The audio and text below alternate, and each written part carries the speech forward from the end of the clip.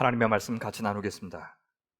오늘 주신 말씀은 잠언 3장 1절에서 8절까지입니다. 하나님을 경외하는 지혜의 사람들, 이런 제목으로 서사와 역사 시리즈 9번째 말씀 같이 나누겠습니다. 제가 주의 말씀 봉독하겠습니다. 내 아들아, 나의 법을 잊어버리지 말고 네 마음으로 나의 명령을 지키라. 그리하면 그것이 네가 장수하여 많은 해를 누리게 하며 평강을 더하게 하리라. 인자와 진리가 내게서 떠나지 말게 하고 그것을 내 목에 매며 내 마음판에 새기라. 그리하면 네가 하나님과 사람 앞에서 은총과 귀중히 여김을 받으리라. 너는 마음을 다하여 여호와를 신뢰하고 내 명철을 의지하지 말라.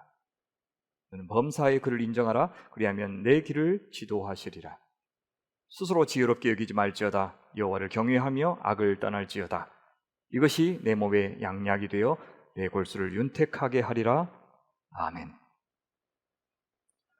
저희는 그동안 하나님의 창조에서부터 시작해서 족장 시대를 거쳐 출애굽과 광야 시대, 그리고 여호수아를 통한 가나안 정복 시대, 사사 시대, 그리고 룻과 한나 이 두 여인을 다리로 하여 왕정 시대로 건너갑니다. 그리고 이스라엘이 남북 이스라엘로 나뉜 후에 각각 그 타락이 극에 달하여서 결국 아시리아와 바벨로니아에 의해서 멸망할 때까지의 역사도 보았습니다. 그 시대 활동했던 선자들의 목소리도 들어보았습니다. 그리고 나서 그 이후 포로기와 또 포로에서 돌아온 이후의 역사도 살폈고요. 말라기 선지자 이후 예수님이 오시기까지 400년 동안의 그 침묵의 시기에 중간기도 살펴보았습니다. 이 모든 역사를 하나님 나라의 역사라고 부를 수 있고 혹은 구속의 역사라고도 부를 수 있습니다.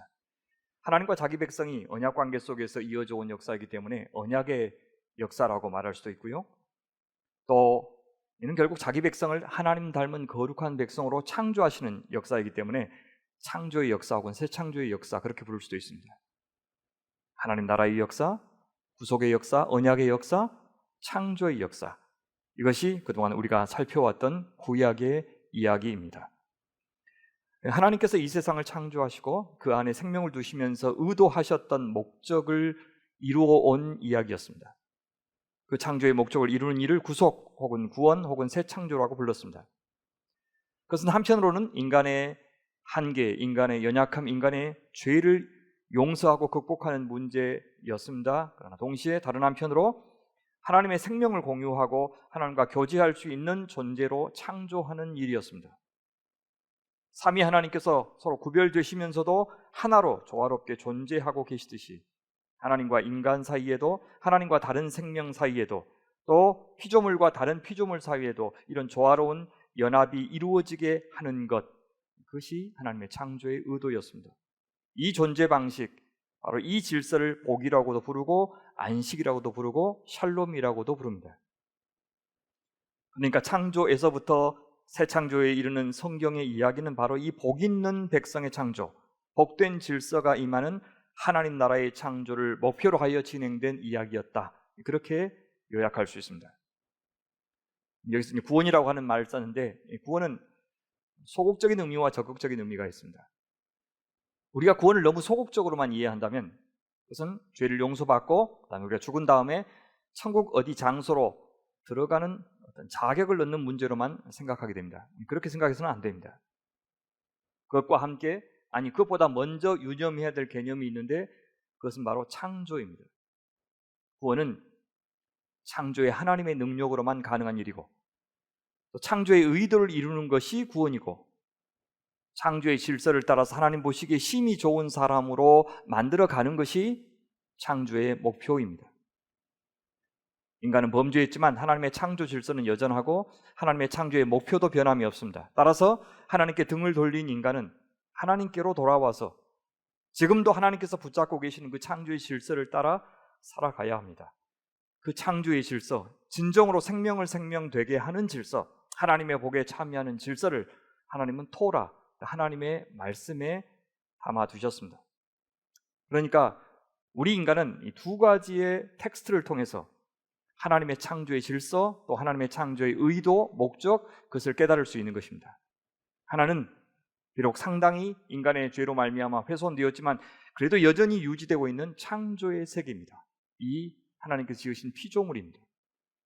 하나님이 지으셨고 붙잡고 유지하고 계시는 이 세상, 우리의 인생이 바로 하나님을 알 수 있게 하고 또 하나님의 사람이 될 수 있게 하는 하나의 중요한 텍스트인 것입니다. 바로 이 창조 세계를 통해서 하나님은 자기를 계시하고 계십니다. 다른 하나가 있는데 그것이 바로 토라, 하나님의 말씀입니다. 하나님의 말씀이 바로 우리가 하나님을 알고 또 하나님께서 우리에게 원하시는 바가 무엇인지를 알게 해주는 텍스트입니다. 그것이 또 하나의 하나님의 자기 계시 방법입니다. 하나님의 성품을 알고 하나님의 뜻을 알고 하나님께서 붙잡고 계시는 이 세상의 질서를 알고 또 우리 인간의 인생의 길을 아는 것, 피조 세계를 통해서 토라를 통해서 바로 그 질서를 아는 것, 그것을 가리켜 지혜라고 합니다. 하나님이 창조하시면서 보고 싶어 하셨던 당신 나라의 백성은 바로 지혜의 사람이었습니다. 하나님을 알고 자기 자신도 알고 하나님이 만들어 두신 이 복된 질서도 알고 그 질서와 리듬과 박자를 따라서 그 하나님의 호흡을 따라서 자기의 삶을 조율하여 하나님과 궁극의 하나가 되고 이웃과 하나가 되고 다른 피조물과 하나가 되는 사람, 그가 바로 하나님이 만들고 싶어 하시고 보고 싶어 하셨던 바로 지혜로운 하나님 나라 백성입니다. 그 하나님이 원하시는 존재 방식이 사랑인 것을 아는 사람, 그리하여 그 하나님만을 생명의 원천임을 인정하고 의지하는 사람, 자신의 유한함을 깨닫고 동시에 하나님의 광대하심과 무궁하심을 아는 사람, 그 하나님의 형상대로 지음받은 다른 인간의 존귀함과 가치를 알아보는 사람, 그 가치에 어울리게 대접하는 사람, 그 하나님이 상상할 수 없는 긴 역사를 통하여 이끌어오신 이 세상이 작동하는 신비한 원리 앞에 때로는 침묵으로, 때로는 찬양으로, 때로는 정직한 단식으로 반응할 줄 아는 어린아이와 같은 사람, 그가 바로 하나님이 보고 싶어하는 지혜로운 사람입니다. 이 모든 구속의 역사, 하나님 나라의 역사를 통해서 하나님께서 그토록 만들고 싶어하는 백성이 바로 이 지혜의 사람입니다. 그들이 바로 진정으로 하나님의 생명에 참여하는 복의 사람이기 때문입니다. 물론 우리는 앞에서 살핀 하나님 나라의 그 긴 이야기 안에서도 이런 인간을 주님께서 원하신다는 것을 보았습니다.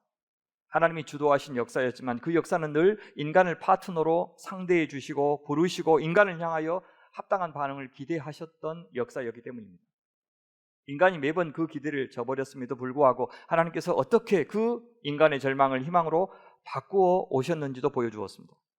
그렇더라도 그것은 엄연히 하나님 중심의 역사였습니다. 하나님이 주인공 되시는 역사였습니다. 압도적으로 하나님께서 먼저 계획하시고 이루어 오신 역사를 말하고 있기 때문에 하나님의 약속과 그 약속을 신실하게 그리고 사랑으로 지켜오신 것을 강조했기 때문에 상대적으로 인간의 모습, 인간 자체의 고민에 대해서는 적게 이야기해 왔습니다. 그런데 성경에는 다행스럽게도 그 파트너인 우리 인간의 목소리가 만만치 않게 들어있습니다. 그리고 그 인간이 사는 아주 작고 사소하게 보이는 하루하루가, 그들의 일상이, 그들의 작은 사건들이, 그들이 맺고 있는 관계들이 얼마나 중요한지를 보여주는 이야기들이 있습니다. 하나님 나라의 이야기는 분명 거대 담론이지만 동시에 그 이야기는 한 개인 개인의 작은 에피소드들이 모여서 이루어진 이야기입니다. 따라서 우리 가운데 어떤 사람들도 우리가 만든 어떤 작은 사건들이나 혹은 작은 결단들도 이 하나님 나라 이야기에서는 하찮게 여겨서는 안 되고 또 무시되어서도 안 됩니다. 우리가 보기에는 더 중요한 사람도 있고 덜 중요한 사람도 있을 수 있습니다. 더 결정적인 사건도 있고 별로 주목할 가치가 없어 보이는 일도 있을 겁니다. 그러나 하나님 나라 이야기 안에서는 그 모든 것들이 다 연결되어 있고 그 모든 사람들이 다 연결되어 있습니다. 안 중요하게 보이는 이야기들, 또 아주 작은, 아주 사소하게 보이는 그런 사람들이 모이고 모여서 큰 이야기, 의미 있는 이야기가 형성이 되는 겁니다.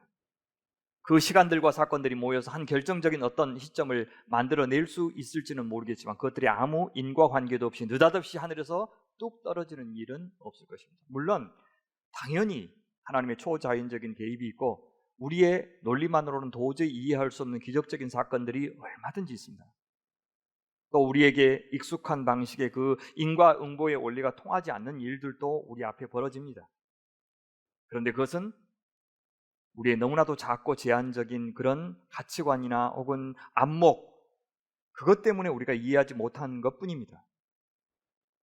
그런 사건들이 벌어진다고 해서 세상에는 아무 질서도 없고, 그래서 그 질서를 주장하는 신도 존재하지 않는다고 그렇게 말해서는 안 되는 것입니다. 다만 우리는 너무 서둘러서 하나님이 어떤 분이시다, 어떻게 일하신다 그렇게 말해서는 안 되고, 이 세상에 돌아가는 원리를 너무 쉽게 너무 빨리 정의하고 규정하려고 하는 유혹에서 벗어나야 합니다. 우리가 갖고 있는 그 틀이 강하면 강할수록, 우리의 확신이 굳세면 굳셀수록 우리는 우리의 뜻대로 돌아가지 않는 인생에 대해서 더 괴로워할 것입니다. 하지만 우리의 상상과 예상과 기대를 뛰어넘는 인생이라고 하는 것을 겸손하게 인정한다면 우리는 삶의 신비에 더 깊이 우리 자신을 담글 수 있을 것이고, 더 열린 마음으로 더 담대하게 미지의 인생에 우리 자신을 맡길 수도 있을 것입니다. 저는 그것이 하나님을 의지하고 하나님을 신뢰하고 하나님을 사랑하는 사람이 누리는 참된 복이라고 생각합니다. 그런 땅 위에서의 질서에 대해서 말해주고 있는 성경의 책을 지혜문학이라고 부릅니다. 지혜문학이라고 했을 때 시편, 잠언, 전도서, 욥기, 아가, 이 5권의 책을 읽었습니다. 그러나 더 일반적으로는 잠언, 전도서, 욥기만을 지혜문학이라고 부릅니다. 시편에는 좀 나오지만 여기에는 구속의 이야기, 이스라엘의 역사 이야기가 거의 나오지 않습니다. 그러나 분명히 그 이야기가 전제되어 있습니다. 저자들이 그 이야기를 다 알고 있고 독자들도 다 알고 있다고 전제하고 쓰고 있습니다. 왜냐하면 모든 지혜는 결국 하나님과의 관계에 관한 것이고 하나님이 마련하신 질서에 관한 것인데, 만약 그 하나님이 온 세상을 창조하시고 또 아브라함을 선택하시고 그 후손 이스라엘을 통해서 온 세상을 복되게 하실 그 언약의 신실한 그 하나님이라고 하는 사실을 모른다면 우리는 지혜를 논할 수 없을 것이기 때문입니다. 지혜 문학은 그 창조의 하나님, 그 구속의 하나님을 믿는 자들이 일상의 다양한 경험 속에서 어떻게 사는 것이 합당한지 그것을 말해주고 있는 책입니다. 오늘은 그 책들이 각각 어떤 하나님을 말하고 있고 어떤 삶의 방식, 존재 방식, 또 어떤 세계관을 말하고 있는지에 대해서 살펴보려고 합니다. 이것을 살피는 것이 왜 중요한가 하면, 그동안 살펴왔던 구속의 이야기는 주로 토라, 즉 하나님의 말씀을 따라 사는 하나님의 백성들이 세상을 향하여 어떻게 구별된 삶을 보여주어야 하는지를 다루었다면, 이제 이 지혜문학에서는 그리스도인들이 세상과 구별되면서도 동시에 공유하고 있는 질서에 대해서 말해주고 있기 때문입니다. 태어나고 죽는 것, 병을 앓는 것, 갑자기 재앙을 만나는 것, 열심히 일해서 돈을 버는 것, 게을러서 망하는 것, 기술을 연마하여 탁월한 작품을 만들어내는 것, 봄, 여름, 가을, 겨울 이 4계절을 맞이하는 것, 만난 것을 먹으면 즐겁고 좋은 사람과 교제하고 사랑하면 행복해지는 것, 너무 무리해서 일하지 않고 절제하며 살아야 하는 것, 끊어진 듯 해도 결국 다 연결되어 있는 삶의 신비와 아이러니와 역설과 직면하는 것, 이 모든 것들은 하나님을 믿든지 안 믿든지 세상 모든 사람들이 다 공유하고 있는 현상들이고 경험들입니다. 인간으로 태어났고 또 이 세상에서 살고 있기 때문에 모든 생명들이 겪고 있는 일들입니다. 이 일들에 우리가 어떤 의미를 부여하고 어떤 눈으로 그 모든 이 현상들을 바라보느냐에 따라서 우리 인간은 전혀 다른 종류의 사람이 되는 것입니다. 지혜 문학은 바로 세상 모든 사람들이 이처럼 똑같이 공유하고 있는 이 일들을 통해서 우리가 무엇을 배워야 하는지를 말해주는 성경입니다. 여기서 우리가 지혜를 배우지 못하면 4가지 부작용이 생깁니다.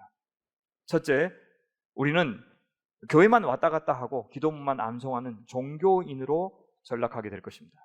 둘째, 돈 앞에 서는 안 믿는 세상 사람들과 똑같이 탐욕에 눈이 멀고 특정한 이데올로기에 경도되어서 이성을 잃어버리고 첨예한 이해관계 앞에서는 세상과 별 다를 바 없이 차별과 혐오를 마다하지 않는 그런 인간으로 전락하게 될 것입니다. 세계관이 뒤섞인 이 혼합주의적인 사람이 되어버리고 말 것이라는 겁니다. 셋째, 이 성속 이혼론에 치우친 사람이 됩니다. 지혜 문학이 주는 이런 지혜를 깨닫지 못하면 우리는 거룩한 것과 속된 것이 처음부터 따로 있고 거룩한 영역과 속된 영역이 처음부터 구분된 것인 양 생각하면서 살게 됩니다. 그래서 주일에 교회에서 하는 종교적인 일만 거룩하고 일상에서 세상 속에서 우리가 하는 일들은 덜 거룩하거나 심지어 속된 것이라고 하는 그런 이분법적인 생각이 자리하게 됩니다. 그러면 위선자들이 되죠. 실제 중세까지는 이런 생각이 만연했습니다. 그래서 우리의 일상과 우리의 직업의 현장이 하나님께서 우리를 부르신 소명의 자리라고 말하기 시작한 사람들이 바로 종교 개혁자들입니다. 그들은 우리가 성실하게 살아야 하는 것은 돈 때문이 아니라 바로 그것이, 그 일이 소명의 자리이고 사명의 자리이기 때문이라고 가르치기 시작했습니다. 네 번째, 이런 일상 속에 뿌리내린 그 지혜를 배우지 못한다면 우리는 교조주의에 빠지게 됩니다. 오직 특정한 교리를 고백하기만 하면 하나님의 백성이 되기 충분하다는 생각, 그런 오해를 갖게 됩니다. 바로 이런 오해가 이 생명이 생명되게 하는 지혜를 우리가 충분히 강조하지 않았고 또 그것을 몰랐기 때문에 생기는 것들입니다. 지혜 문학이 없었다면 우리 인간이 어떤 존재인지에 대해서 충분히 잘 몰랐을 것입니다. 또 인간 자신을 아는 일이 얼마나 중요한지에 대해서도 아마 충분히 강조하지 않았을 것입니다. 단지 하나님의 말씀에 순종하는 것이 우리 인간이 해야 될 중요한 일의 전부이고 순종하지 않으면 심판받는다고 너무 쉽게 말했을지 모릅니다. 물론 그것이 틀린 말이라는 뜻이 아닙니다. 그러나 그것이 전부가 아닙니다.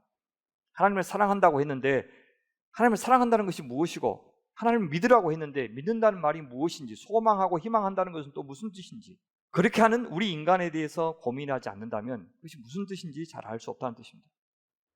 우리가 날마다 겪고 있는 우리 자신의 감정, 미워하고 사랑하고 기뻐하고 갈망하고 실망하고 또 우울해하고 분노하고 걱정하고 염려하며 또 그리워하고 실증내고 질색하고 권태롭고 신기하고 시기하면서 불쾌하고 또 짜릿하기도 한 이런 다채로운 감정들, 도대체 이것들이 순종과 불순종과는 어떤 관계가 있는지 그것을 말하지 않고는 모든 신학이 불완전한 신학이 되고 맙니다. 사랑해야 되고 용서해야 되고 이해해야 되고 기다려 주어야 하고 품어줘야 하는 줄 누가 모릅니까? 다 알면서도 그것과 정반대로 살고 있는 우리 자신에 대해서 말할 수 있어야 진정한 믿음과 진정한 사랑을 말할 수가 있는 것입니다. 어떻게 살아야 한다는 것을 알고 결심만 하면 곧장 사라지는 사람은 없기 때문입니다. 그렇게 살아야 한다는 것을 아는 나와 그렇게 살고 싶은 나와 동시에 그렇게 사라지지 않는 나와 그것을 살기 싫어하는 나 사이에 끊임없는 싸움이 우리 안에서 벌어지고 있습니다. 하나님을 믿고 신뢰하고 의지해야 하는 마음과 그 하나님이 이해가 안 되고 원망스럽고 때로는 하나님께 대해서 화가 나 있는 우리 자신이 어떻게든 서로 화해를 해야 합니다. 우리가 인간에 대해서 깊이 고민하게 되면 교리적으로는 대단히 의로운 사람인데 인간적으로는 도저히 사랑할 수 없는 사람도 보이게 되고 교리적으로는 대단히 심각한 죄인인데 도저히 미워할 수 없는 어떤 사람도 만나게 됩니다. 여러분, 허클베리 핀의 모험이라고 하는 소설 혹시 읽어보셨는지요? 그래서 제가 가장 인상적인 대사, 그 소설의 가장 백미로 여기는 대사가 있는데 그것은 좋아, 그럼 나는 지옥에 가겠어 라고 하는 대사입니다. 헉은 왓슨 아주머니의 노예였던 짐이 도망가는 것을 도와주었습니다. 그런데 내내 그게 그 죄책감으로 남았습니다. 왜냐하면 주일학교에서는 그렇게 노예가 도망가는 것을 돕는 사람은 지옥에 갈 것이라고 가르쳤기 때문입니다.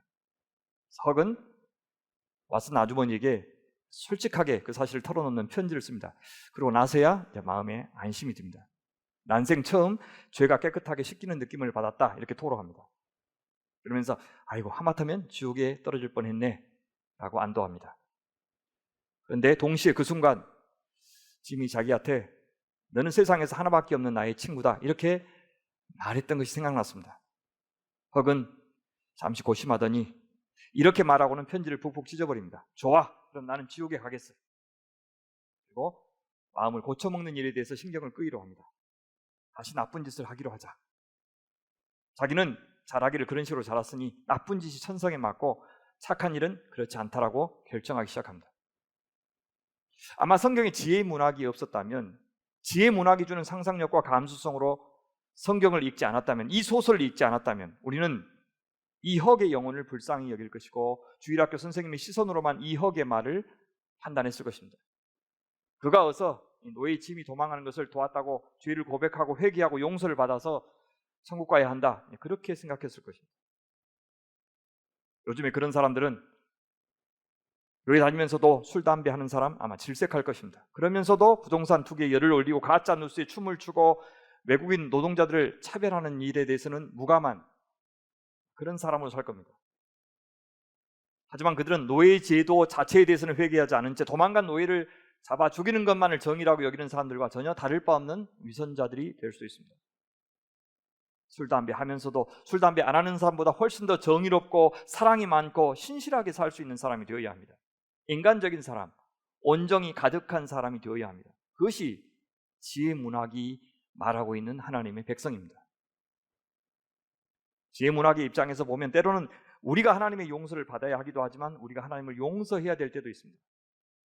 그것이 토라의 교리만으로는 말도 안 되지만 지혜 문학에서는 얼마든지 그렇게 말할 수 있습니다. 욥에게 필요했던 것이 바로 하나님을 용서하는 일이었습니다. 아무리 하나님이 창조주 하나님이시라고 해도 욥에게 그런 짓을 하면 안 됩니다. 그렇게 큰 고통을 주시고도 내가 너를 사랑한다라고 말한다면 그것은 지독한 위선입니다. 재산 다 뺏고 자식들 다 죽이고 아내마저 떠나게 만들어 놓고는 그 다음에 새로운 아내 주시고 더 많은 자식들 주시고 재산도 2배로 주시면 그것을 사랑이라고 생각하는 사람 세상에 어디 있겠습니까? 하나님 나에게 장난한다고 하겠죠. 그런 거 안 줘도 좋으니 처음 있었던 내 자식들, 내 아내 넉넉하지 않는 살림으로 그저 평범하게 살게 해주는 것이 우리는 사랑이라고 생각할 것입니다. 그런 점에서 경건한 사람인 줄 알면서도 욥에게 참으로 모진 삶을 살도록 허락하신 하나님은 참 몹쓸 하나님이라고 할 수 있습니다. 그분에게 그럴 권리가 없다는 뜻이 아닙니다. 창조주이시니까 당연히 하고 싶은 대로 다 하실 수 있습니다. 또 오늘 나에게 일어나게 하신 그 어떤 나쁘게 보이는 일이 끝까지 나쁜 것은 아니기 때문에 서둘러 하나님이 이렇다 저렇다 평가할 수도 없습니다. 하지만 아픈 것은 아픈 것이고 속상한 것은 속상한 것입니다. 우리는 너무 심하다고 말할 수 있고 너무 괴롭고 그래서 미치겠다고 말할 수도 있어야 합니다. 아무리 이 고난을 통해서 우리를 정금같이 단련하여 더 멋진 사람으로 만드실 수 있다고 하더라도 그 고난이 아무 일도 아니게 되는 것이 아닌 겁니다. 그런 점에서 저는 세월호 아이들에게 그 부모들에게 또 살아남은 친구들에게 하나님은 사과하셔야 한다고 생각합니다. 아무리 그것이 나쁜 인간들에 의해서 일어난 일이라고 하더라도 전쟁에서 희생된 무고한 사람들에게 하나님은 사과하셔야 한다고 생각합니다. 이것이 그 유명한 샨고르드의 재판이라고 하는 희곡이 말하고 있는 것입니다. 저자 엘리 위젤은 나치에 의해서 무참히 죽임을 당한 수많은 유대인들에게 하나님은 용서를 빌어야 한다고 말하고 있습니다. 이 희곡에서 하나님은 재판석이 아니라 피고석에 앉아 계십니다. 하나님이 재판을 받고 있습니다. 성경은 그렇게 불경하게 보이는 짓도 허락하고 있습니다. 이것이 성경의 위대함입니다. 이것이 지혜 문학의 위대함입니다. 지혜는 한편으로는 인간의 나약함과 인간의 한계를 드러내지만 동시에 인간을 하나님의 대화의 상대로 격상시키고 있습니다. 하나님은 예스맨, 예스우먼을 바라시지 않고 질문하고 이의를 제기하고 저항하는 인간을 바라십니다. 피상적이고 감각적인 세상만으로 울고 웃는 사람이 아니라 더 깊고 오묘하고 신비로운 하나님의 역사 경영에 우리 인간을 참여시키고 있는 것입니다. 당신의 형상대로 우리를 창조하셨다는 말씀, 아들 예수님의 형상을 닮은 자녀로 우리를 창조하시겠다는 말씀이 무슨 뜻인지를 우리는 지혜 문학을 통해서 훨씬 더 잘 이해할 수가 있습니다. 다소 불손하고 불경하다고 여겨질 만큼 과격한 주장, 과격한 항의를 고스란히 성경에 남겨두게 하신 우리 하나님의 통큰 양육 방법을 한번 생각해 보십시오.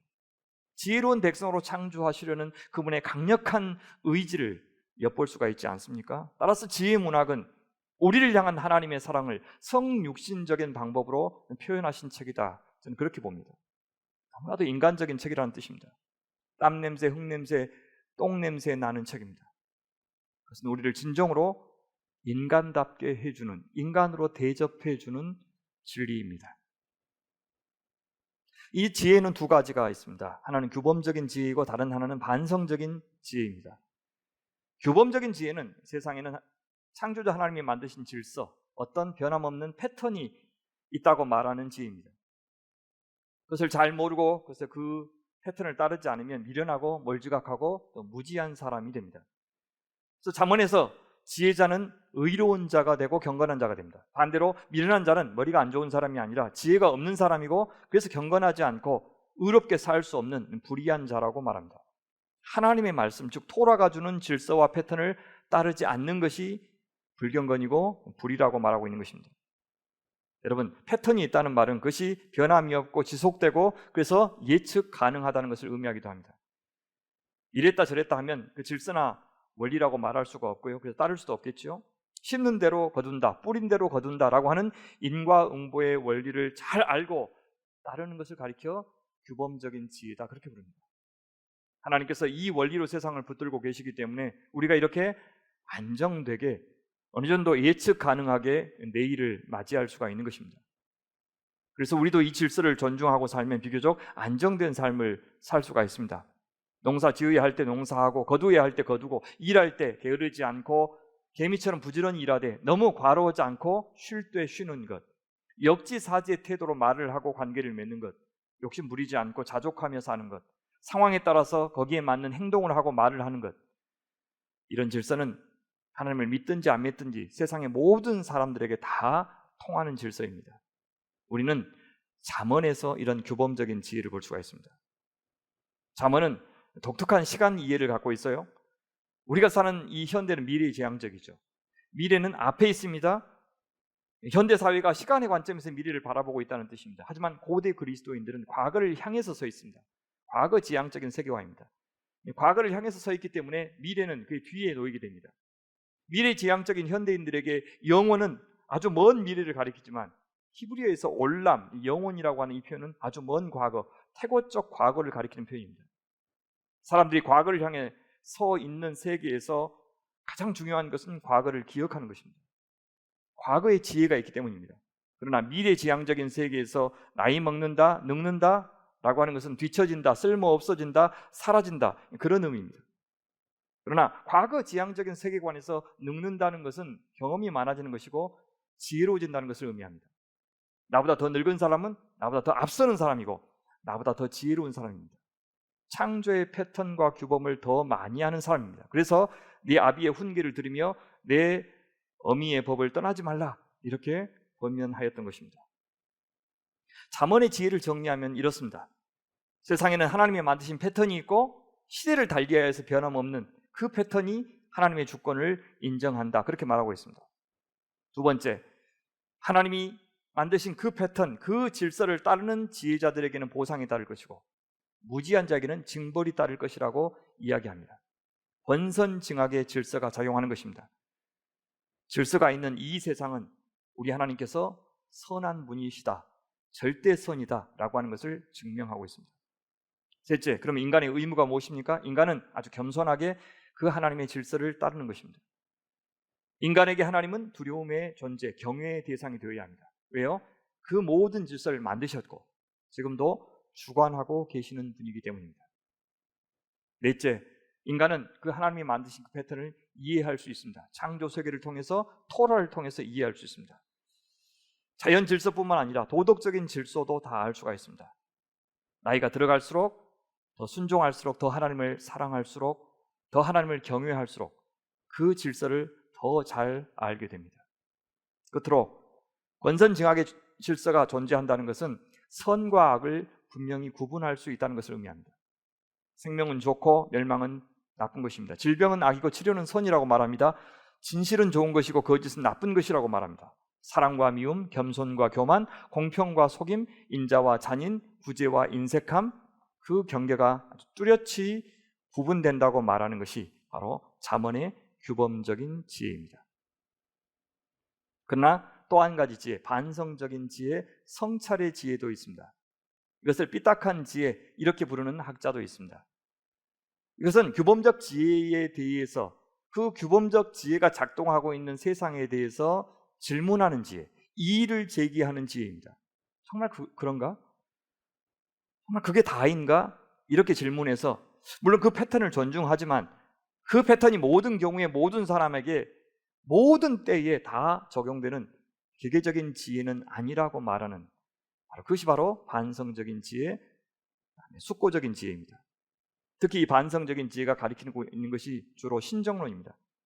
하나님이 모든 것을 다 알고 계시고 주관하고 계시고 또 하나님이 선하신 하나님이신데 왜 이 세상은 이렇게 악한가?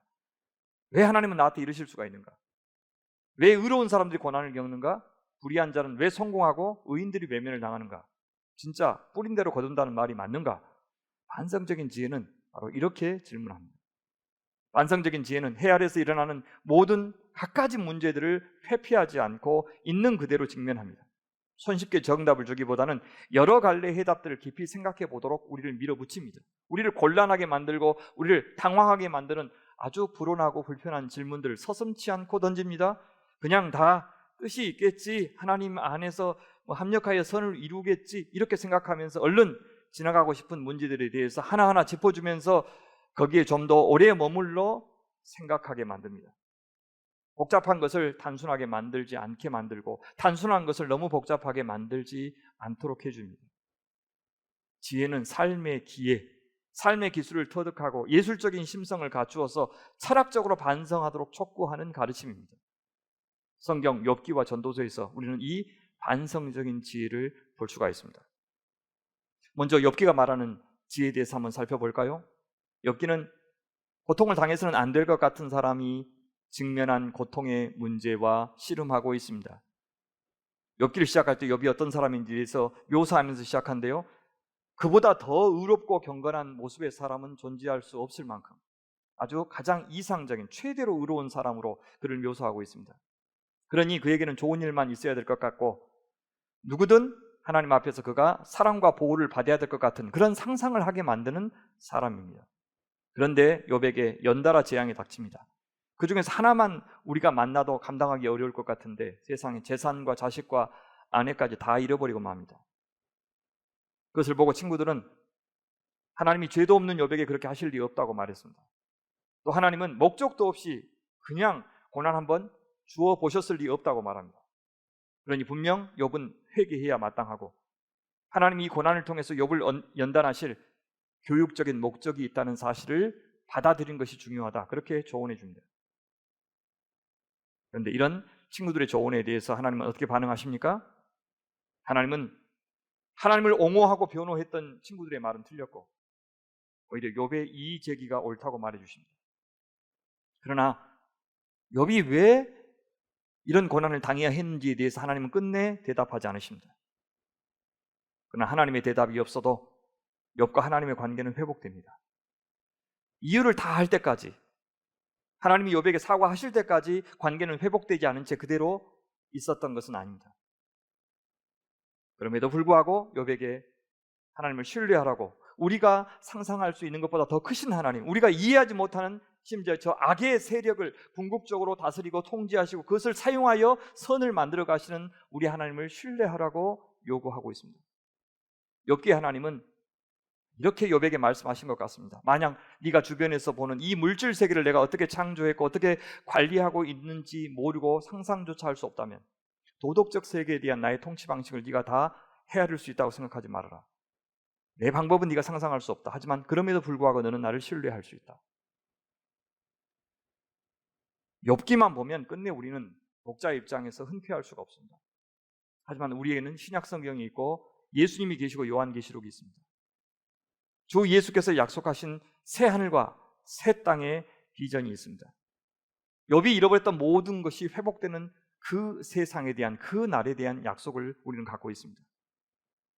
그날에 가서야 우리는 욥의 고난이 도대체 어떤 의미가 있었는지, 어떤 복잡한 사정이 있었는지를 다 헤아릴 수 있을 것입니다. 아니, 그날에도 그것을 헤아리는 일을 필요 없이 하나님을 사랑하고 하나님으로 기뻐하는 사람이 되어 있을지 모르겠습니다. 우린 전도서의 지혜에 대해서 한번 같이 살펴볼까요?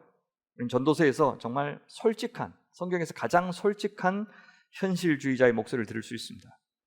하나님이 세상을 주관하시고 책임지신다는 것을 알면서도 여전히 세상에서 지금 일어나고 있는 일들을 도대체 이해할 수가 없고 그래서 슬프고 암울하기만 한 그런 전도서 기자의 솔직한 심경을 우리는 거기서 읽을 수가 있습니다.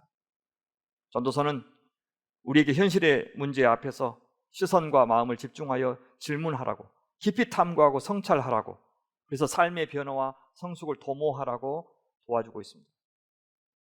그는 부조리한 현실을 경험하면서 자신의 지식이 얼마나 한계가 있는지를 알아갔습니다. 또 이에 대해서 질문하고 있습니다.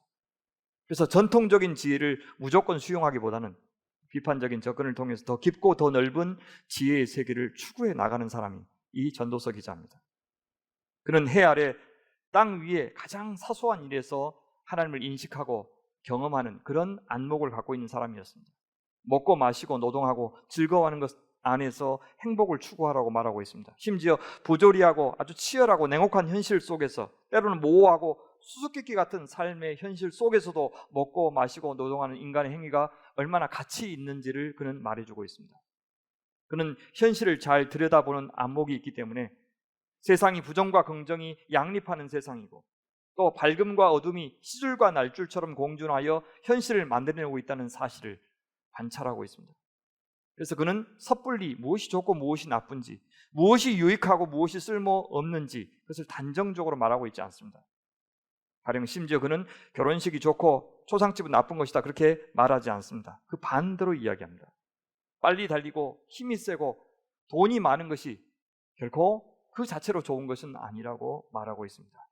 전도서 9장 11절 보시면 내가 다시 해 아래에서 보니 빠른 경주자들이라고 선착하는 것이 아니며 용사들이라고 전쟁에서 승리하는 것이 아니며 지혜자들이라고 음식을 얻는 것도 아니며 명철자들이라고 재물을 얻는 것도 아니며 지식인들이라고 은총을 입는 것이 아니니 이는 시기와 기회는 그들 모두에게 임함이니라.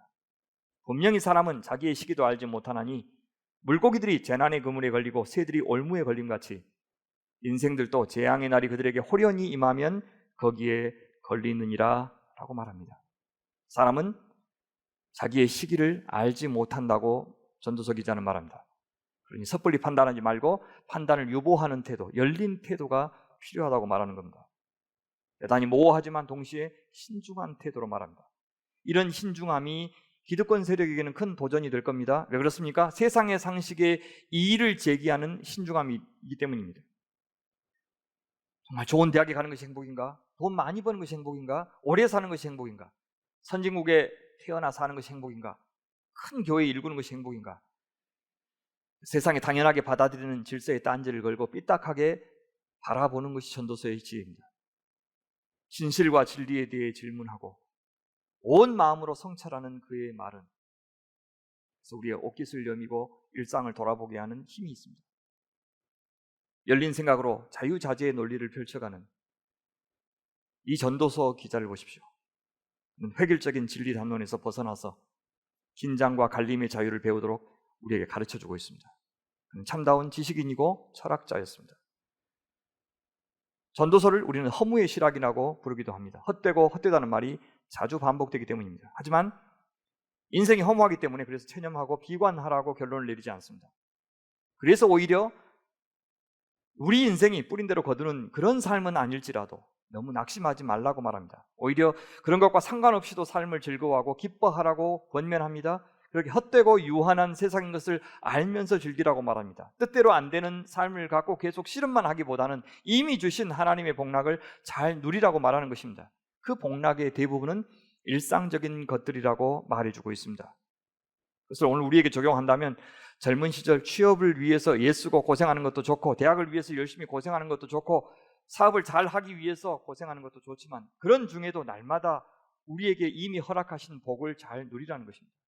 모든 것을 다 이루고 나서 완벽하게 행복을 누리겠다고 하지 말고 오늘 부조리한 현실, 부족한 현실, 노력해도 잘 안 되는 현실 속에서도 오늘 몫의 행복을 누리라고 전도서 기자는 말해주고 있습니다. 왜 그렇습니까? 인생은 헛되고 헛되기 때문에 그렇습니다. 인생은 깔끔하게 설명이 안 된다는 것을 전도서 기자만큼 솔직하게 말하는 책이 없습니다. 일상은 모순과 의외성과 모호함으로 가득 차 있다고 그는 말합니다. 온갖 종류의 합리적인 설명을 다 시도해도 어떤 틀에도 들어맞지 않는 것이 이 세상살이라고 말합니다. 전도서 7장 15절부터 보시면 내 허무한 날을 사는 동안 내가 그 모든 일을 살펴보았더니 자기의 의로움에도 불구하고 멸망하는 의인이 있고 자기의 악행에도 불구하고 장수하는 의인이 있으니 지나치게 의인이 되지도 말며 지나치게 지혜자도 되지 말라. 어찌하여 스스로 패망하게 하겠느냐. 지나치게 악인이 되지도 말며 지나치게 우매한 자도 되지 말라. 어찌하여 기한 전에 죽으려고 하느냐. 너는 이것도 잡으며 저것에서도 내 손을 놓지 아니하는 것이 좋으니 하나님을 경외하는 자는 이 모든 일에서 벗어날 것임이니라.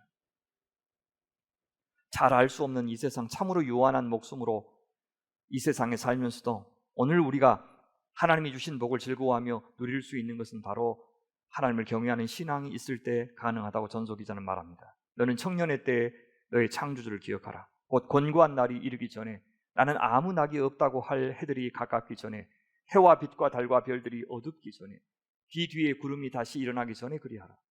일의 결국을 다 들었으니 하나님을 경외하고 그의 명령들을 지킬지어다. 이것이 모든 사람의 본분이니라. 하나님은 모든 행위와 모든 은밀한 일을 선악간에 심판하시리라. 전도서를 정리하면 세 가지로 우리 요약할 수가 있습니다. 첫째, 메멘토 모리, 죽음을 기억하라는 뜻입니다. 우리 인생이 얼마나 유한하고 허무한지 알라는 뜻입니다. 이 세상이 얼마나 허무한지를 알 때 이 세상에서 참된 진리, 영원한 것을 추구할 마음이 생기기 때문입니다. 둘째, 까르페 디엠, 이것은 seize the day 그 말입니다. 오늘을 붙잡으라는 뜻입니다. 이것은 오늘 우리에게 주신 인생을 잘 즐기라는 뜻입니다.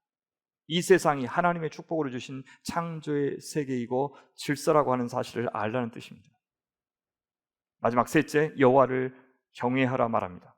창조주를 기억하고 그분의 주권 아래서 이 세상이 돌아간다는 사실을 인정할 때 참된 행복이 있음을 기억하라는 뜻입니다. 이 마지막에 살폈던 이 여호와 경외에 대해서 조금 더 살피겠습니다. 잠언은 하나님을 경외하는 것이 지혜와 지식의 근본이다 그렇게 말합니다. 그래서 경외하다, 이르아라고 하는 이 히브리어 단어는 두려워한다라는 의미입니다. 그것은 공포스러움이나 무서움은 아닙니다. 끔찍하고 무시무시하다 그런 의미보다는 하나님의 위대하심과 장엄하심 앞에서 할 말을 잃은 상태를 가리킵니다. 감탄, 감독, 감경의 차원을 넘어서는 할 말 잃음의 상태가 바로 이 경외입니다.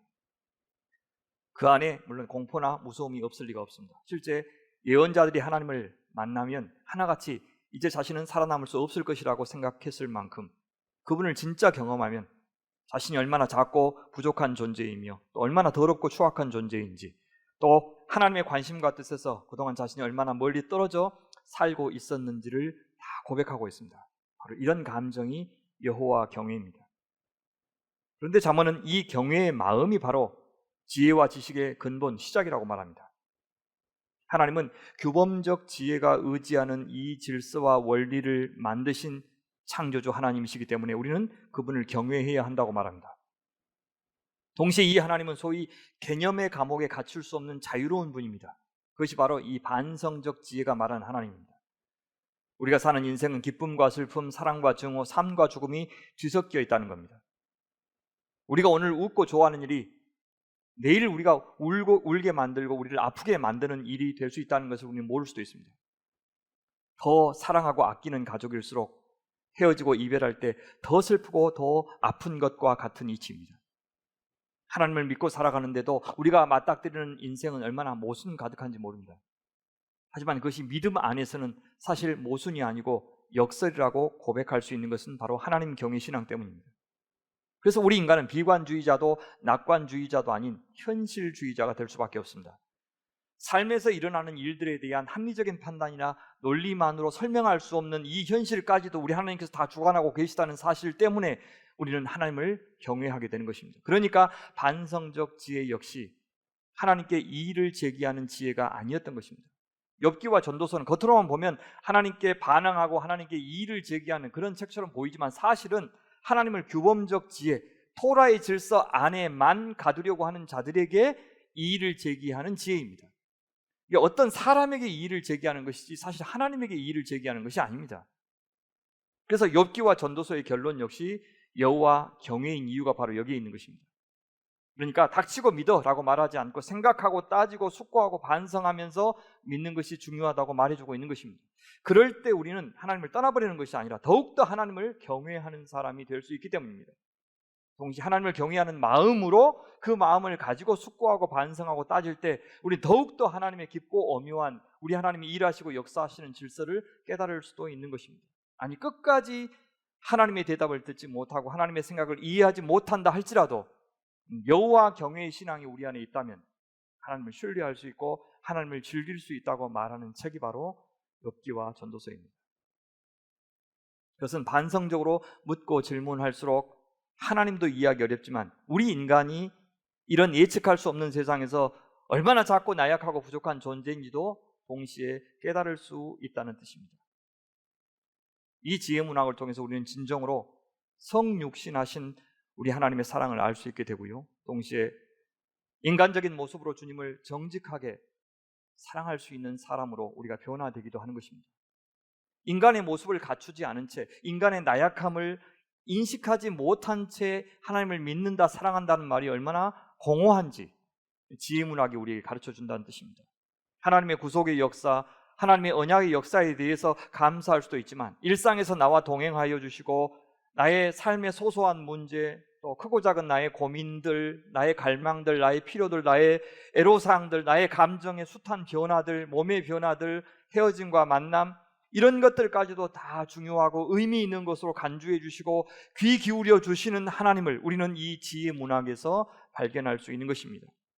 나중에 제자들을 몸소 챙겨주시고 또 약자들을 찾아가서 그들의 몸과 마음을 만져주셨던 우리 예수님에게서 우리는 이 인격화된 지혜, 성육신하신 지혜를 만날 수 있게 되는 것입니다. 하나님께서 오늘 우리가 작은 예수로 그리스도를 닮아서 하나님의 사람으로 살아가라 라고 하는 명령은 바로 이 지혜의 화신으로 성육화된 지혜로 우리에게 살라고 하신 명령과 다를 바가 없는 것입니다. 우리가 신앙이라고 하면서도 혀를 차게 만드는 사람들을 가끔 보게 되죠. 겉으로는 참 좋은 신앙인인 것 같은데 또 신앙이라고 하는 말을 듣기는 하지만 실제 우리가 보기에는 정말 한숨이 나오게 만드는 그런 사람들이 있습니다. 그런 사람들의 말과 행동을 살펴보면 공통점이 있습니다. 그것은 여호와를 경외하는 모습이나 그분의 위험 앞에서 떨며 신중하게 처신하는 모습을 좀처럼 볼 수 없다는 것입니다. 여러분, 부모님에게 함부로하는 자녀를 보십시오. 그가 아무리 세상에서 뛰어난 성취를 이루고 높은 권력의 자리에 앉은 사람이라고 할지라도 결코 좋아 보이지 않을 것입니다. 반면에요, 누군가의 권위를 인정하고 그 권위에 어울리게 그를 대접해주는 사람을 보면 그 비굴하게 보이는 것이 아니라 참 멋지게 보입니다. 하나님을 경외하는 사람은 그 하나님의 눈으로 다른 사람을 바라보게 됩니다. 하나님이 상대해 주시는 방식을 상상하면서 타인을 상대합니다. 저는 그것이 하나님의 사랑이라고 생각합니다. 그것이 하나님의 사랑을 표현하는 방법이라고 생각합니다. 이웃을 그렇게 하나님 대하듯 할 때, 주님 대하듯 할 때 그것이 진정한 사랑이기 때문입니다.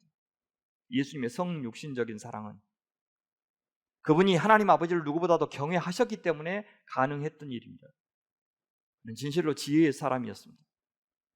그래서 교리를 잘 아는 것도 중요하고 성경을 사랑하는 것도 중요하지만 또 교회를 위해서 열심히 헌신하는 것도 물론 중요하지만 그 모든 것들 위에, 그 아래, 그리고 그 안에 하나님을 경외하는 마음이 반드시 있어야 됩니다. 이웃을 경외하는 마음이 꼭 있어야 합니다.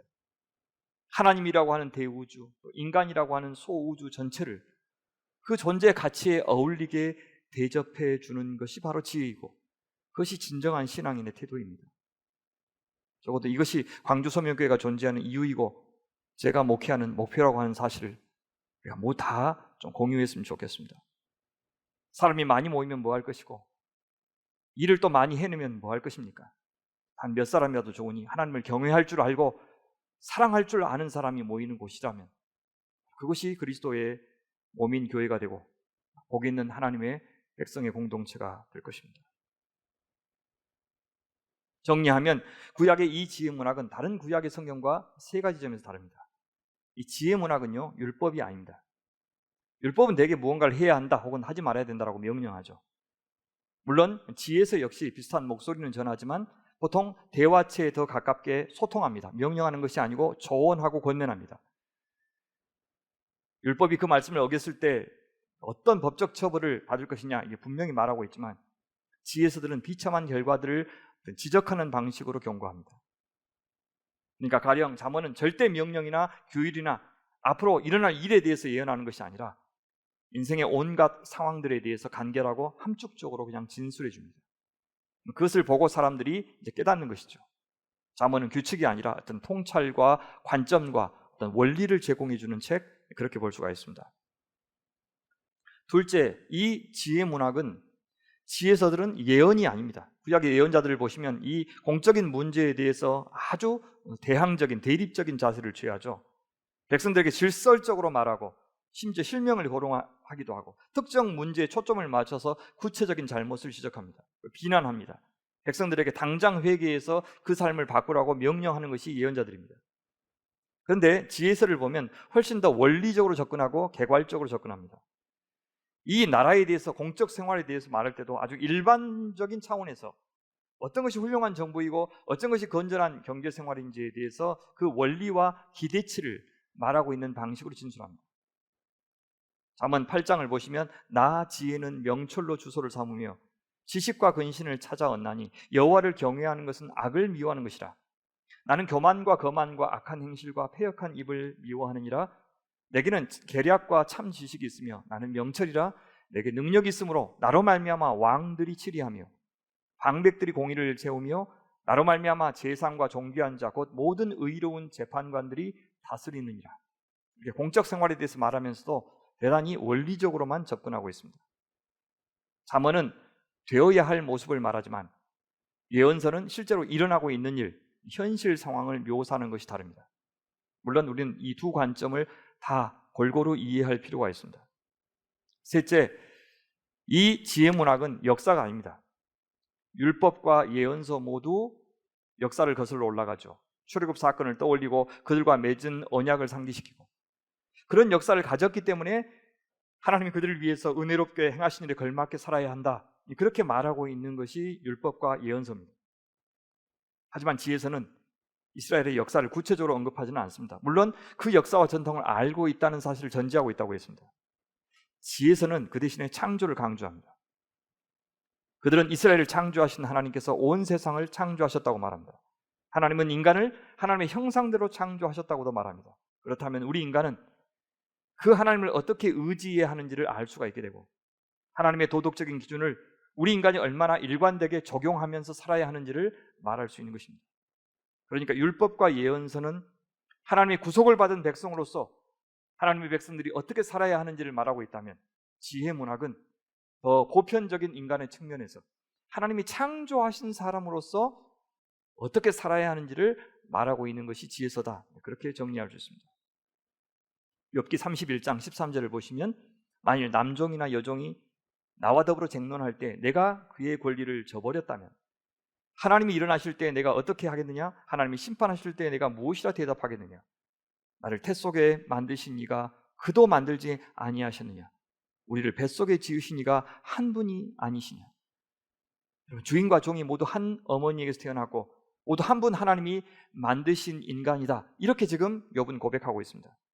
놀라운 이해입니다. 이 주변 나라들, 이 주인과 종, 이 신분이 이미 태생적으로 정해졌다고 생각하는 주변 나라들과 생각할 때 모든 인간이 다 똑같다고 말하는 이 고백은 참 놀랍습니다. 이 창조의 하나님에 대한 이해 때문에 하나님은 처음부터 다른 민족에게 복을 주시기 위해서 이스라엘을 창조하셨고 선택하셨다고 말할 수가 있었습니다. 지혜서는 이스라엘의 역사와 율법에 구체적으로 표현되었던 일반 원리들, 이것들을 창조 질서들을 보면서 누구나 이해하고 마음에 새길 수 있는 방식으로, 그런 조언과 지침으로, 이미지로 혹은 잠언으로 바꾸어서 표현하고 있는 것입니다. 그러니까 율법과 예언을 바탕으로 해서 그것을 모든 사람들, 하나님을 잘 알고 있지도 못하는 모든 사람들에게 다 적용될 수 있는 방식으로 설명하고 있는 것이 지혜서다, 그렇게 말할 수 있습니다. 끝으로 시편에 대해서 잠시 살피면서 마무리하겠습니다. 시편을 가리켜서 영혼의 해부도 그렇게 부릅니다. 혹은 영혼의 사계절이라고 말합니다. 인간의 희노애락이 거기에 다 들어있다는 뜻입니다. 다른 성경에는 하나님께서 인간에게 하신 말씀이 들어있다면 이 시편에는 인간이 하나님께 드리는 말이 들어있습니다. 그것이 성경에 담겨있다는 것이 놀랍지 않습니까? 인간의 말인데 그것이 우리에게 하나님의 말씀이 되고 있다는 사실이 놀랍습니다. 인간의 말이 하나님의 말씀이 된다. 놀랍죠? 그것은 그 인간의 말 안에는 하나님이 담겨있기 때문입니다. 시편 기자들의 그 감정과 경험에 하나님이 개입하셨기 때문입니다. 시편 기자들이 처한 그 상황에 하나님께서 함께 하셨고 그때 그들이 드린 고백을 통해서 오늘 우리를 그 신앙의 세계로 초대하고 계시고 있는 겁니다. 어떤 시편들이 있습니까? 찬양시가 있고 감사시가 있고 탄식시가 있고 시온시, 순례시, 제왕시가 있습니다. 먼저 찬양시를 살피면 시편에는 하나님이 어떤 분이신지 또 그분이 하신 일이 무엇인지를 노래하는 찬양이 가득 담겨 있습니다. 하나님의 성품인 그분의 위대하심, 선하심, 신실하심, 공의로우심, 정의로우심, 긍휼이 많으심, 분노하시고 화를 내심, 오래 참으심, 용서하심, 이런 다양한 성품들이 이 찬양에서 고백되고 있습니다. 또 하나님께서 하신 일은 주로 우리의 필요를 알고 채워주신 일, 어려움에서 우리를 건져주신 일, 이 모든 일을 가능케 한 하나님의 창조의 능력과 하나님의 지혜로운 통치, 이런 것들을 시인은 찬양하고 있습니다. 시편 117편 이것을 보여주는데, 너희 모든 나라들아 여호와를 찬양하며 너희 모든 백성들아 그를 찬송할지어다. 우리에게 향하신 여호와의 인자하심이 크시고 여호와의 진실하심이 영원함이로다. 할렐루야. 감사시가 있습니다. 개인 감사시와 공동체 감사시가 다 있는데요, 감사의 시편은 이 찬양의 시편과 많이 비슷하기도 하고 다르기도 합니다. 하나님이 하신 일 가운데 어떤 특별한 일에 초점을 맞추고 있는 것이 감사 시편입니다. 질병에서 구원하시고 전쟁에서 이기게 하시고 풍작을 주시고 죽음에서 건져주신 은혜에 감사하고 있는 것이 감사시입니다. 여러분, 시편의 거의 3분의 2에 해당하는 분량의 애가, 탄식이 들어있다는 것을 알고 계셨습니까? 순전히 탄식과 항의로 가득 찬 책만 해서 3분의 1이 됩니다. 개인적인 감사와 공동체적인 감사가 있듯이 탄식도 그렇습니다. 탄식시를 보면, 하나님, 제가 여기서 아주 심한 고통을 받고 있습니다. 하나님, 모두가 저를 반대하고 비웃습니다. 끔찍합니다. 결코 온당치 않은 일입니다. 하나님은 저를 돕지 않으시니 하나님의 도움이 절실하게 필요합니다. 주님, 이 상태가 얼마나 더 이어져야 됩니까? 영원히 기다려야 됩니까? 이런 고백들이 탄식시에 나옵니다. 얼마나 솔직하고 정직한지 모릅니다. 하나님께 이렇게 나아가도 된다는 사실 자체가 놀랍지 않습니까? 이는 하나님께서 우리와 어떤 종류의 관계를 맺고 싶어 하시는지를 잘 보여줍니다. 어쩌면 우리 시대의 예배에서, 또 우리 시대의 신앙에서 사라진 것이 바로 이 탄식과 애가가 아닌가 싶을 정도입니다. 늘 하나님께서는 감사와 찬양과 하나님의 섭리를 믿는 신뢰의 고백만 원하신다고 우리는 착각하고 있는 것은 아닌지 싶습니다. 아니면 반대로 극단적으로 우리가 얼마나 큰 죄인지를 하나님은 고백하기만을 원하신다고 생각하는 사람도 있는 것 같습니다. 그러나 시편 기자는 그렇게 하지 않았습니다. 시편 기자도 대단히 현실주의자입니다. 우리가 사는 현실이 그렇게 늘 찬양만 흘러나올 수 있는 삶이 아니라는 것을 시편 기자는 말합니다. 신앙의 길에 늘 행복하거나 늘 기쁜 일만 일어나지 않지 않습니까? 사실 우리는 좋은 일이 있을 때보다 굳은 일이 일어날 때 훨씬 더 말이 많아집니다. 특히 하나님께 찾아가는 일은 감사할 일이 있을 때보다 속상할 때 더 자주 찾아갑니다. 그러나 거의 모든 애가가, 또 탄식의 시가 결국에는 찬양과 신뢰의 고백으로 끝난다고 하는 사실에 주목할 필요가 있습니다. 하나님, 저는 어떤 상황에서도 여전히 당신을 신뢰하고 끊임없이 찬양하겠습니다. 이렇게 고백합니다. 그러니까 시편의 시가 찬양이든 감사든 탄식이든 그들은 공통적으로 하나님의 실제, 하나님의 임재를 인식하고 의지하고 있었던 것입니다. 하나님께서 살아계시다는 사실, 그 하나님께서 이스라엘에게 언약을 신실하게 지켜주신다는 사실, 비록 당장에는 그 언약의 약속을 망각하신 듯 보일지라도 결국에는 개입하여 구원하여 주실 것이라고 하는 사실을 시인들은 알았고, 그래서 부르짖었고, 그래서 고백하였던 것입니다. 이것은 우리에게 하나님을 찾는 신앙이 무엇인지를 잘 보여주고 있습니다. 또한 시편 안에는 하나님의 성전이 있는 시온에 대한 시편도 들어있습니다. 그것을 시온 시편이라고 부르는데요, 그것은 성전 건물이나 예루살렘의 시온산 자체를 찬양하는 것이 아니라 하나님의 임재를 찬양하는 시편입니다. 또 그 예루살렘 성전을 향해서 절기 지키려고 순례하는 자들이 부르던 시편들도 들어있습니다. 이 순례자들의 고백 안에는 특별히 이 순례의 대열에 지금은 이스라엘 백성들이 나아가지만 나중에는 이방인들까지 다 참여하게 될 것을 내다보면서 찬양하고 있습니다. 온 세상이 하나님의 임재 앞에서 복을 받을 날을 그들은 기대하고 있습니다. 아브라함에게 주신 언약을 언젠가는 하나님께서 반드시 이루실 것이라고 믿고 찬양하고 있는 것입니다. 또한 시편에는 제왕 시편이라는 것이 있습니다. 얼핏 보면 하나님이 세우신 인간 왕, 다윗의 후손 왕들을 찬양하는 노래처럼 보이지만, 그리고 그 왕들을 통해서 온 세상을 다스리시는 위대한 왕, 홀로 한 분 참된 왕, 하나님을 찬양하는 노래입니다. 혹은 그 인간 왕을 통해서 나중에 우리 하나님께서 보내시겠다고 약속하시고 기대하고 있는 메시아를 내다보게 하는 노래가 바로 제왕 시편입니다. 이렇게 시편 안에는 찬양시, 감사시, 탄식시, 제왕시, 순례시, 시온시 이런 다양한 종류의 시가 있습니다. 그 시 안에 지혜가 담겨 있습니다. 하나님에 대한 이해, 하나님의 계획에 대한 이해, 우리 인간에 대한 지혜가 바로 거기에 담겨 있습니다. 시편은 인간의 목소리를 통해서 하나님의 백성들의 마음과 삶에 무슨 일을 일으키고 싶어 합니까? 그러니까 시편의 역할, 시편의 목적은 무엇입니까? 그것은 지혜를 불러 일으키는 역할을 합니다.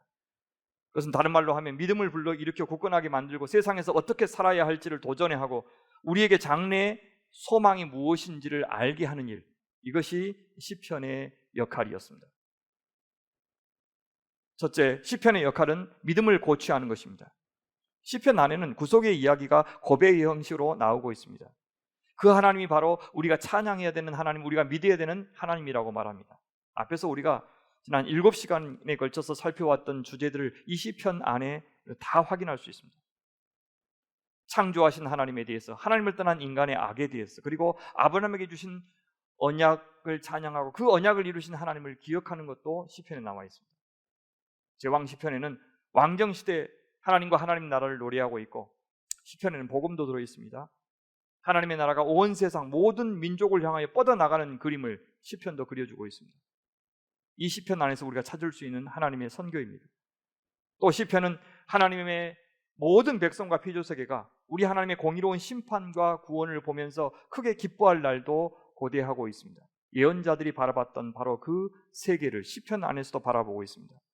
시편은 이 하나님의 역사의 근거에서 하나님의 백성에게 믿음을 도전합니다. 그 믿음을 유지하고 굳건하게 할 수 있도록 도움을 줍니다. 특히 고난의 시간이 오래 지속되고 있다 할지라도 하나님은 반드시 약속한 바를 이루실 것이라고 믿고 기다리도록 격려하고 있습니다. 시인들의 고백을 들으면서 오늘 우리는 고난 중에, 그리고 형통한 중에 어떻게 기도해야 할지, 어떻게 믿음을 지켜야 될지를 배울 수가 있는 겁니다. 둘째, 시편은 소망에 대해서 우리에게 말해주고 있습니다. 온 세상의 모든 민족이 살아계신 하나님을 예배하고 그분의 구원을 기뻐할 날을 비전으로 우리에게 제시하고 있습니다. 시편 86편을 보시면 주여 주께서 지으신 모든 민족이 와서 주의 앞에 경배하며 주의 이름의 영광을 돌리리이다, 이렇게 고백하고 있습니다. 시편 안에는 하나님께서 품으신 세상을 향한 소망과 기대가 얼마나 거세게 세차게 고동치고 있는지 모릅니다. 아주 작은 나라 이스라엘이 부르기엔 너무 큰 노래입니다. 한편으로는 허황된 꿈처럼 보이고 주변 강대국들이 들으면 불온한 노래처럼 들릴 수 있는 노래를 서슴지 않고 불렀습니다. 이스라엘 백성들 자신들도 감히 이 노래를 불러서 조롱을 자처하고 싶지 않았을 것입니다. 그럴 정도로 황당한 노래고 황당한 비전이지만 시인들은 그 노래를 담대하게 불렀습니다. 하나님께서 그 비전을 현실로 만드실 것을 알았고 상상했고 믿었기 때문입니다. 하나님의 역사 속에서 일관되게 해 오셨던 일들을 고백하면서 그 하나님이시라고 한다면 아브라함에게 하신 약속은 반드시 앞으로도 이루실 것이다, 그들은 믿었던 것입니다. 열방이 하나님의 복을 받고 그분께 예배하러 나올 날 반드시 이루어질 것이라고 노래하고 있습니다.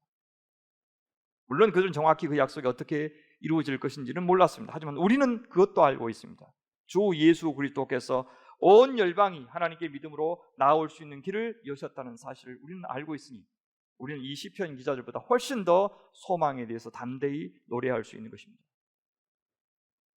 끝으로 시편은 우리에게 그리스도인의 삶이 어떤 것인지를 보여줍니다. 시인들은 참 예배는 노래를 얼마나 잘 부르냐의 문제가 아니라 얼마나 잘 사느냐의 문제라고 말해주고 있는 것입니다. 특히 시인들은 복이 있는 사람, 의로운 사람, 그들은 여호와의 율법을 즐거워하고 그 율법을 주야로 묵상하는 사람이라고 시편 1편에서 말하면서 시작합니다. 율법을 사랑하고 그 율법대로 사는 사람, 그러니까 하나님의 성품에 대한 그들의 고백은 하나님을 향한 찬양이면서 동시에 자기들도 그렇게 살아야 하는 삶이라고 하는 것을 알았던 것입니다. 찬양과 예배는 우리가 예배하는 그 대상을 닮아가도록 동기부여해 주고 있기 때문입니다. 말씀을 마무리하겠습니다. 히브리인들은 성경을 크게 세 수로 구분했습니다. 토라, 예언서, 성문서. 토라는 모세오경을 가리키고 예언서는 전기 예언서와 후기 예언서로 나누는데 전기 예언서는 여호수아서부터 열왕기까지, 그리고 후기 예언서는 이사야에서부터 말라기까지를 이야기했습니다. 성문서에는 시편, 욥기, 잠언, 룻기, 아가, 전도서, 에가, 에스더, 다니엘, 에스라, 느헤미야, 역대, 상하가 포함되어 있습니다. 이 가운데 우리는 이스라엘의 역사 이야기가 구체적으로 들어있지 않은 이 시편, 그리고 새 지혜서인 욥기, 잠언, 전도서를 오늘 살펴보았습니다.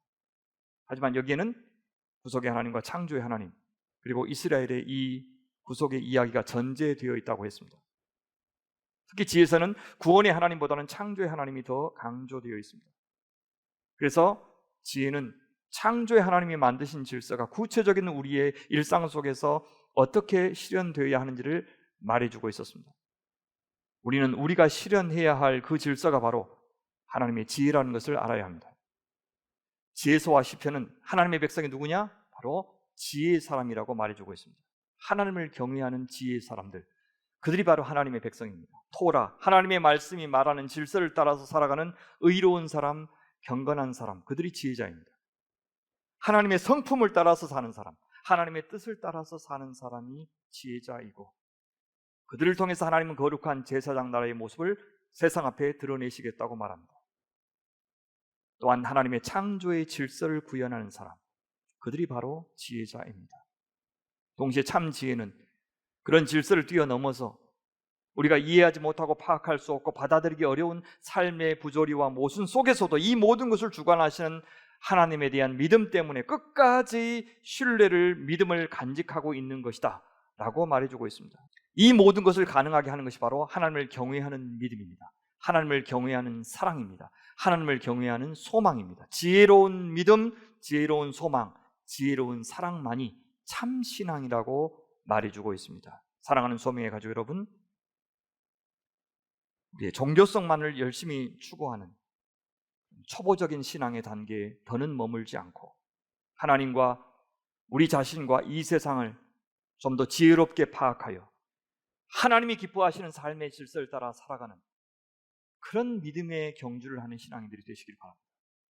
세상이 그 어떤 가치관으로, 돈으로, 헛된 명예로 우리를 흔든다 할지라도 흔들리지 않는 사람들, 그 어떤 인생의 시련도, 배신도, 고난도, 상실도 우리의 믿음을 넘어뜨릴 수 없을 만큼 주님을 의지하는 사람들, 그런 지혜의 사람들 되시기를 바랍니다.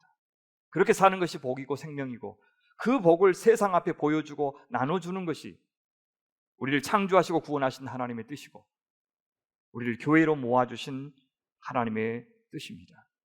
소명의 공동체가 그 생명과 복을 나누고 전하고 누리는 지혜의 공동체가 되기를 간절히 바랍니다. 같이 기도하겠습니다. 하나님, 당신을 잘 알고 우리 자신을 잘 아는 지혜로운 사람 되게 하여 주옵소서. 그 지혜로 세상을 해석하고